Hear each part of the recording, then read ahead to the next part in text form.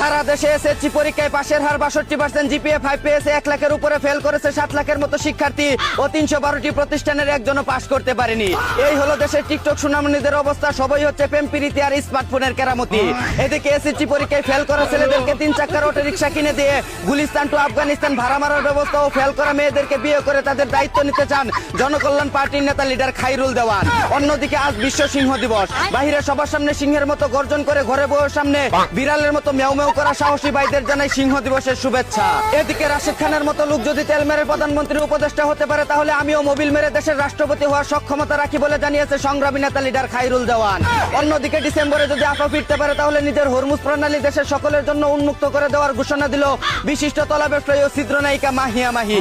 এদিকে নিজের ভূমধ্য সাগরে সাঁতার কাটানোর জন্য আবারও নতুন ভাতার দলল পরিমণি। ধারণা করা হচ্ছে তার অথই সাগরে সাঁতার কেটে কুল কিনারা না পেয়ে যে কোনো সময় তলিয়ে যেতে পারে সেই বাঙ্গির নাতি। অন্যদিকে গ্রামে